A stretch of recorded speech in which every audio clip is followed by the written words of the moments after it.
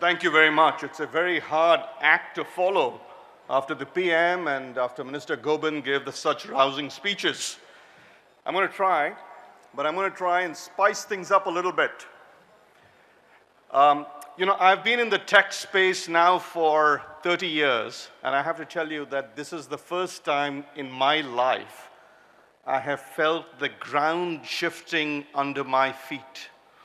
I've been involved in many tech revolutions, the internet, IoT, mobile, sensing, autonomous vehicles, but this is the first time I can literally feel the earthquake. Now, what happens when you have an earthquake is the tsunami comes much later. In between, the water actually recedes, and I think we're going to go through a cycle like that. But this tsunami is coming faster than most people predict. So just to get things going, I want to spend a couple of minutes having some fun. Many of you may know or may not know of this program called Suno, S-U-N-O, suno.com. And suno.com generates music. Watch out, Taylor Swift. And the thing about suno.com is you go in and type some text. Now, I did not want to test the internet here. I was going to do it live. So instead, I went and did it earlier this morning. I said, create a song on the National AI Office in Malaysia in Bahasa. I don't speak Bahasa, so you have to tell me if it said something inappropriate. I hope it didn't. And talk about how wonderful it is. And I want to play the song now. Yeah. Di pejabat AI nasional, bijak cerdas tiap saat. Ritma rumit, masa depan direncanakan cepat. Varian data dikaji, mimpi jadi realiti. Malaysia dalam peta teknologi jadi entiti. Kekaki masa depan, harapan tinggi menggunung. Air bawah perubahan, setiap lapisan disambung. Ekonomi mengembang, inovasi takkan berhenti. Ciptaan baru timbul, hasil minggat terbaik sekali. Kehidupan harian, sambung jalan ke bintang. Merdeka dalam maklumat, lautan ilmu dirangkum. How was it? Good? What did it say? I didn't understand it. Was it appropriate? Did it say anything inappropriate? No. Think about it. This is a foundation model for music. In other words, this foundation model has mined every song it could find, probably on YouTube. It has figured out the beats. I could have said there, generate the same song I said rap. I could have said generate it in hip hop. I could have said generate it as a melody, and it would have done it. And I did it in Bahasa, a language I don't know. So the impact of AI is absolutely stunning. Earlier today, we had the gentleman from Google mention something called Notebook LM. I've been using it now for some time. And what I did was, again, during the wait, I went to the My Digital website, and I noticed there was a press release. And the press release was on 5 startups that won the My Center Fourth Industrial Revolution ESG Innovation Challenge in 2024. So here's what I did. I downloaded the document, and I uploaded it to Google, and I said, generate a podcast. And ladies and gentlemen, this is completely synthetic. All right, so you're ready to jump into this. We're talking startups. Yeah, I'm ready. And how they're kind of changing, like the whole future of jobs, right? Yeah. Especially with AI coming up so big. Totally, yeah. It's a huge shift, and it's happening really fast. Yeah, and we've got some really cool examples from this this challenge, the MY Center for IR ESG Innovation Challenge 2024. Oh yeah, I was reading about that. Super interesting. Over 100 entries, right? And over 100 entries, 30 countries. Wow. And they're all focused on Malaysia and making companies there like way more sustainable. Yeah. It seems like that's where a lot of innovation is happening. Like everyone is trying to figure out how to be more sustainable, and how to make businesses work in this new world. Exactly. Okay, so get this right. The 5 winners of this challenge, they're dealing with like the biggest issues right now. Okay, like what? Like carbon footprints, and how to like not waste stuff. Waste, interesting. And they're even using AI to help farmers who are just starting out. Wow. That's a pretty diverse range of stuff. So are these companies... If your idea... Ladies and gentlemen, that was completely synthetic. I did that while I was waiting here this morning. It was processing while PM Anwar was speaking. And then I got the podcast. Every pause Every inflection in the voice is completely synthetic. And it picked it up, and I listened to it. It did a spectacular job based on one press release. And it's a two-way conversation. It's one person talking to another. You can check it out. Go to Notebook LM. It's completely free. If you have a Google account, it's worth trying. It gives you a sense of the power of AI. Now, another thing I did was also today, I went to a program called InVideo. Now, for those of you who use ChatGPT, yesterday, ChatGPT, OpenAI, released something called Sora, S-O-R-A. It's a video generation software. And unfortunately, again, the bandwidth wasn't good enough, so I couldn't use it today, but I went to InVideo, and I generated a video for this event, for the National AI Office. And I did it entirely with a few prompts. I said, I want you to talk about the National AI Office. I want you to talk about AI. I want you to talk about Prime Minister Anwar. I want you to talk about Minister Gobind. Here we go. The future is flying cars and robots. You're not far off. Welcome to the world of My Digital. With the visionary leadership of Minister Gobind Singh and Prime Minister Anwar Ibrahim, My Digital is transforming Malaysia into a hub of innovation. We're talking about cutting-edge AI, sparkling new data centers, and a vibrant digital economy. So what does this mean for you? Jobs, lots of them. From tech-savvy careers to roles in new industries we haven't even imagined yet. And it's not just about employment, it's about sparking creativity, nurturing talent, and creating opportunities for everyone. AI and data centers are the engines driving our digital transformation. They're the backbone of smart cities, advanced healthcare, and a more efficient industry. Imagine a Malaysia where technology works for you, making life easier, safer, and more connected. My Digital isn't just a program, it's a bold leap into the future.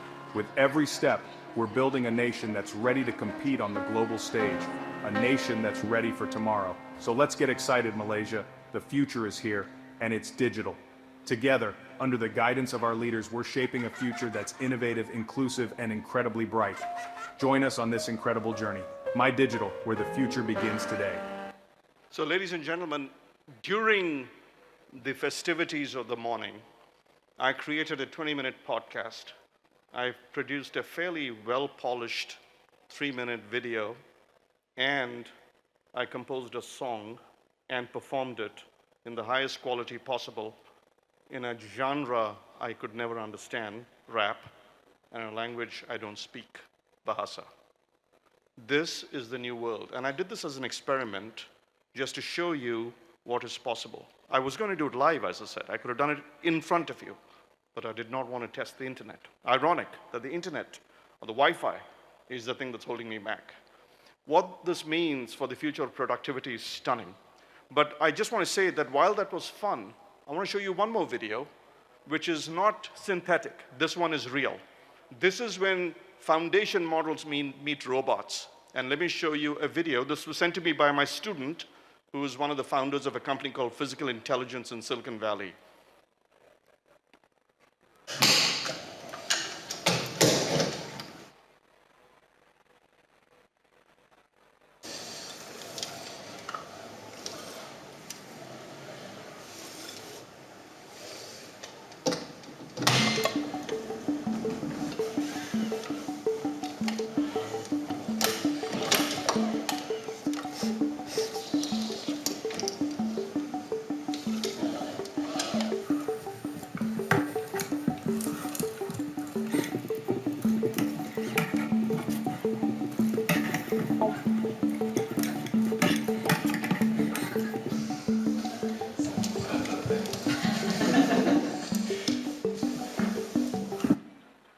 When I showed this to my wife, she said, "Honey, you're out of a job." Let's go back and finish the video. It's worth it.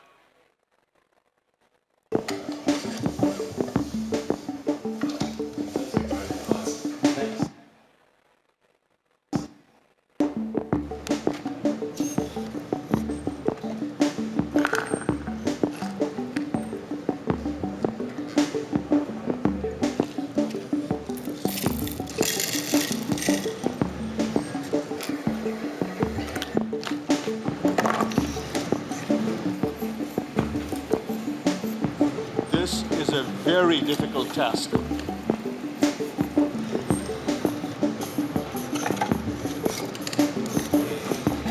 good to me.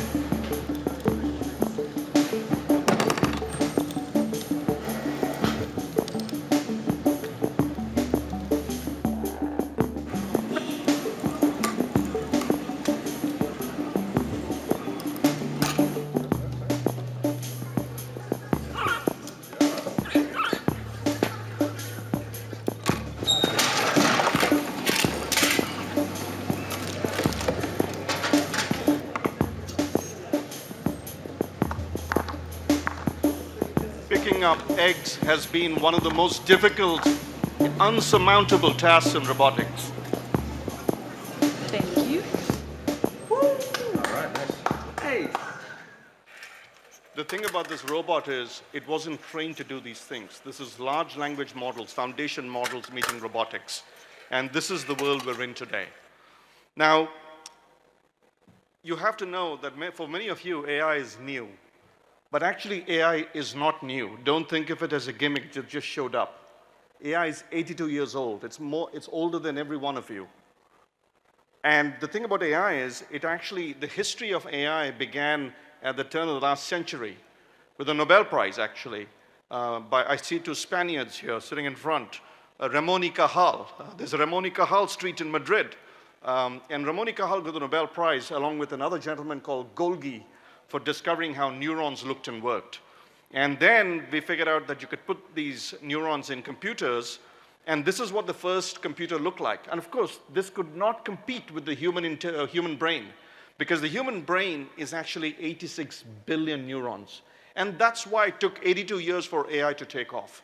Only about 10 or 15 years ago, it became possible. We heard the lady from YTL talk about the Grace Blackwell processor from NVIDIA. The Blackwell is the name of the processor. Grace is named after Grace Hopper, the famous computer scientist. And that NVIDIA processor is what makes, and NVIDIA is not the only company, there are other companies as well, AMD, Intel, everyone's trying to do it, is what makes the competition possible. And that was the breakthrough that made AI take off.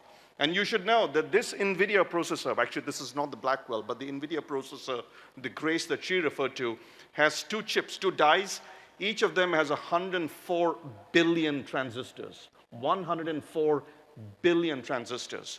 And they're manufactured using something called 4 nanometer technology by TSMC, Taiwan Semiconductor Manufacturing Corporation, a company actually set up by an MIT gentleman, which is now setting up a fab in Arizona. So it's also in the middle of geopolitics. This is how critical this is to the nation. In fact, you could argue that one of the key elements of the geopolitics of the East today is AI. So we are in a race against machines. I don't want to talk too much about jobs. I do think that AI is going to greatly accelerate our productivity. We're talking about McKinsey talks about 30 to 40%. I just saw a PwC report. I have it in the deck, but I took it off. That talks about 2 to 3x improvements in productivity. And that means that, of course, we'll be more productive, but initially it's going to result in a shrinkage of jobs. And that's inevitable. But I want to talk about what we can do to actually make ourselves robot-proof. So if you look at robots today, what are they really great at? They're great at skills that are automatable, so-called robotic skills. Robotic skills are things like anything that's repetitive or routine, anything that's fast, right? I mean, you know, the thing about laundry is that's a very difficult task. It's actually not repetitive, but even there, robots are showing they can do the task. Anything that's high volume, anything that is predictable, anything that's formulaic. In Malaysia, I've come across this term a lot, standard operating procedure. If there's an SOP, a robot can probably do it, ladies and gentlemen. But what if you need to do something super creative? Let's say you live in Lahore, Pakistan, and you have a camel, yes, a camel, that you want to get across to the other end of Lahore. And I saw this video, and I say this, it became viral because it was funny, but I actually think it is an act of creative genius, and let me show it to you. This gentleman, and we see this a lot in Southeast Asia and South Asia, stuck a camel on a motorcycle, right, and made it. And someone caught the video, and it's extraordinary. No robot can ever do that. Don't laugh at that. That is genius. That is human. And in fact, that is what comprises what are called complementary skills. Our complementary skills are things like creativity, innovation, critical thinking, empathy, right? Emotional intelligence, the zeitgeist, vision, thinking of something others haven't thought about, thinking of something funny, silly, brilliant, entrepreneurship, human judgment. These are the things that make humans humans that AI cannot do yet. But we are in a race against the machine. But the tragedy for us, as humanity as a whole, but for Malaysia in particular, is that we have to figure out how we will compete in this world where all these other skills are what matter. And all these skills, unfortunately, are the things that robots are getting good at. I actually think we need to start considering a future with something I call a bionic enterprise. When you look at a company, you have to wonder, unfortunately, how many of those jobs can be automated? The great news about technology is, as the Prime Minister said, in the long term, new jobs are created. But in the short term, there's a massive reskilling challenge. The fact of the matter is, today, if you look at robotic skills and you look at complementary skills, for a variety of reasons, colonial history is one of them, the vast majority of jobs are like this. The center of mass is on the left, and the vast majority of our educational system is on the left. And those are the very tasks that robots are so good at. In fact, let me emphasize and use a very MIT term and say, those are the tasks robots are so damned good at. And we slavishly keep our education system tethered to the very things that the robots will come and stomp on. When do we teach all the complementary skills? In fact, if anything, we discourage them. We don't want the student who cuts class to go invent or build or fly a kite of a new design. We don't do that. And unfortunately, that's where we need to go. That is the future. And this is not just jobs, it's education. It's not just young people, it's middle-aged people, it's even seniors. We are in the midst of a refugee crisis that is education, going from the left to the right, going from the robotic skills to the automation skills. By the way, many of you may not know what a computer was before electronics was invented. Let me tell you, a computer was a human being. It was a job category, literally. A computer was a man or a woman who did mathematics on a ledger. And then, when we created electronics, first with Babbage, Grace Hopper, the lady that the YTL lady referred to in the context of the Blackwell chip, she was a computer scientist. And then eventually, computers got automated, and you don't even think of computer as a job category for human beings. And yet it was. Yet it was. And so, the same is going to happen now with education and AI. We have to make that shift, and that is the great transformation that we all confront in the 21st century. I like to joke, I like to say that, COVID was a shift for us. I like to say that the 21st century did not begin in 2000 or 2001. The 21st century began in 2021. We digitized, and that digital core is what AI is building off of.